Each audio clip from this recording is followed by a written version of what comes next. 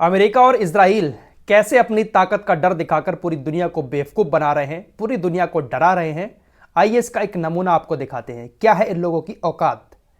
हमारे यहां पर भी जो भक्त और गोदी मीडिया इस इजरायली सेना की ताकत पर कूद रही है, इजरायली सेना की ताकत के दिन रात गुणगान कर रही है। आंखें खोलकर इस रिपोर्ट को देख लें, क्या है इन लोगों की औकात और कितने बड़े झूठे हैं ये लोग। मेरे दोस्तों, हमास को इजराइल और अमेरिका जैसे देश आतंकी संगठन मानते हैं, जबकि हमास एक राजनीतिक पार्टी है जो गाजा के अंदर चुनाव लड़के सत्ता में आई थी। गाजा में उनकी सरकार थी। हमारा देश भी उसको आतंकवादी संगठन नहीं मानता है, लेकिन हमारी जो मीडिया है वो तो सर्टिफिकेट किसी को भी बांट देती है। फिलहाल छोटा सा संगठन है काफी सारे लोगों की नजर में, लेकिन इस छोटे से संगठन ने इजराइल की इंटेलिजेंस एजेंसी मोसाद को किस तरह से घुटने टेकने पर मजबूर कर दिया, आज पूरी दुनिया ने ये सारी बातें देख ली हैं। दरअसल अमेरिका के ही एक अखबार न्यूयॉर्क टाइम्स ने बहुत बड़ा दावा किया है। उसने एक रिपोर्ट में खुलासा किया है कि 7 अक्टूबर को जब हमास ने इजराइल के ऊपर अटैक किया था, तो एक अटैक स्टोर्ड मीचा के आईओएफ सैन्य अड्डे पर भी किया गया था। आईओएफ के सैन्य अड्डे पर भी हमास ने बहुत सारे रॉकेट दागे थे, और ये वो सैन्य अड्डा है जहां पर इजराइल ने अपने परमाणु हथियारों को रखा हुआ है। ये कोई छोटी मोटी खबर नहीं है मेरे दोस्तों। जब हमास जैसा छोटा संगठन इजराइल के परमाणु अड्डों पर हमले कर सकता है, तो जरा सोचिएगा वहां पर कोई भी पहुंच सकता है। हमास के पास तो इतना इंटेलिजेंस भी नहीं है, हमास के पास इतने ताकतवर हथियार भी नहीं है, लेकिन इसके बावजूद भी हमास ने इजराइल के परमाणु अड्डों का पता निकालकर टारगेट करके उसके ऊपर हमला कर दिया, और कोई भी डिफेंस सिस्टम इजराइल का काम ना कर सका। तो जरा सोचिएगा, ईरान, सऊदी अरब, तुर्की, ये बड़े बड़े देश कितनी आसानी से इजराइल के सैन्य अड्डों पर पहुंच सकते हैं। वो तो गनीमत ये रही कि जो रॉकेट दागे गए थे सैन्य अड्डों पर, वो थोड़ा सा दूर जाकर गिरे। अगर कहीं परमाणु हथियारों पर गिर जाते और परमाणु हथियार वहां पर ब्लास्ट हो जाते, तो इजराइल नक्शे से मिट जाता। यह दावा किसी हमास के समर्थन वाले मीडिया ने नहीं किया है, बल्कि खुद न्यूयॉर्क टाइम्स ने इस बात का खुलासा किया है। मेरे दोस्तों, ये कोई छोटी मोटी बात नहीं, ये बहुत बड़ी बात हो जाती है किसी भी देश के लिए, किसी भी देश की इंटेलिजेंस एजेंसी के लिए। यह है दुनिया की सबसे ताकतवर एजेंसी, जिसके नाम पर हमारे यहाँ की भी गोदी मीडिया दिन रात उनके भजन कर रही है। अब एक खबर चला रही है हमारी मीडिया के इजराइल डिफेंस फोर्सेस जो है वो हमास की सुरंगों में, तकरीबन 800 सुरंगें हैं, उन 800 सुरंगों में पानी भर रही है पंप लगाकर।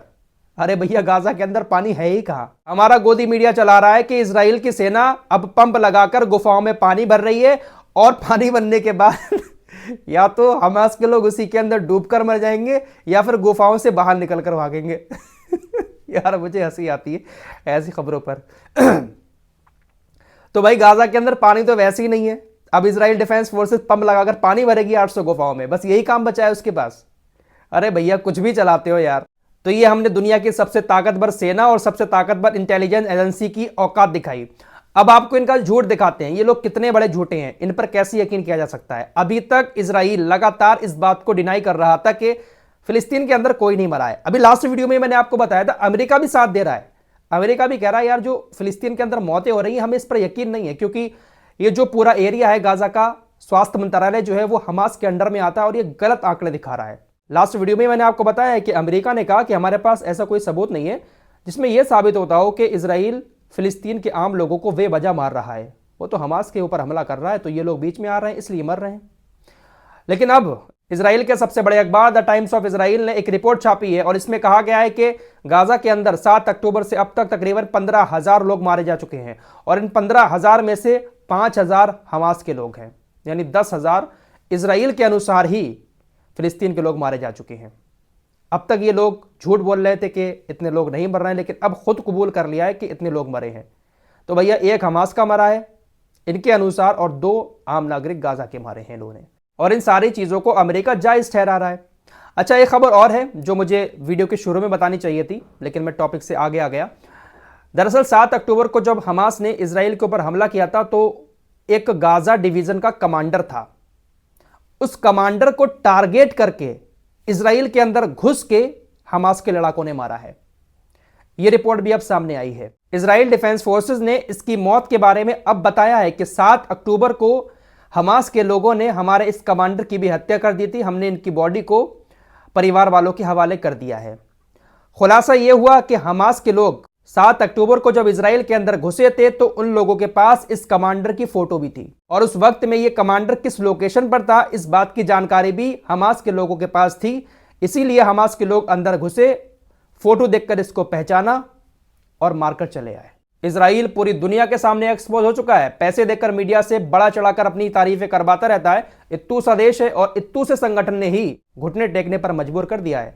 मेरा दोस्तों, अगर आप अपने देश की मीडिया को देखते होंगे ना, भारत की मीडिया को, तो बहुत बड़ा चढ़ाकर आज भी इजरायली आर्मी की तारीफ कर रही है। लेकिन हकीकत यह है कि हकीकत तो आपके सामने ही है, मुझे बताने की जरूरत क्या है। 60 दिन हो चुके हैं लगभग और हमास को नहीं खत्म कर पाई है अभी दुनिया की सबसे ताकतवर सेना, दुनिया की सबसे तगड़ी इंटेलिजेंस एजेंसी। और हाँ, एक और खबर बता दूं, तुर्की ने भी मोसाद को धमकी दे दी है। अभी 2 दिन पहले ही खबर आई थी ना कि मोसाद का कहना है कि हम हमास के जो टॉप लीडर हैं उनको तुर्की, कतर और लेबनान से ढूंढकर मारेंगे। आज नहीं तो कल, 10 साल के बाद सही, लेकिन इन लोगों को हम तुर्की के अंदर जाकर मारेंगे।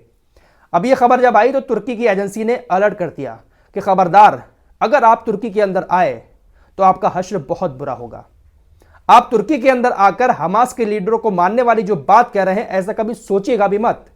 आप अगर तुर्की के अंदर आएंगे तो बचकर नहीं जाएंगे। तुर्की के पास भी ताकत कम थोड़ी ना है, इंटेलिजेंस एजेंसी बहुत अच्छी है। अब वो बात और है कि दिखा नहीं रहे हैं अपनी ताकत को। पिछले हफ्ते ही एक रिपोर्ट में आपको बता चुका हूं कि मोसाद के 3 लोग वहां पर गए थे एक हैकर को मारने के लिए, जिसको तुर्की की इंटेलिजेंस एजेंसी ने पकड़ लिया, जेल में बंद कर दिया था। तो एक बार फिर से इंटेलिजेंस एजेंसी ने धमकी दे दी है मोसाद को कि आने की कोशिश मत करना। यहां पर ताकत बहुत ज्यादा है, लेकिन वही बात है ना, दिखाएं भी तो। फिलहाल ये कुछ लेखा जोखा था जो आपके सामने रखा। कभी कभी जो दिखता है रियलिटी में वैसा होता ही नहीं है, और जो होता है वो वैसा दिखता नहीं है। समझ गए होंगे आप लोग मेरी बात को। मिलते हैं एक और नए वीडियो के साथ, तब तक के लिए अपना ख्याल रखिए।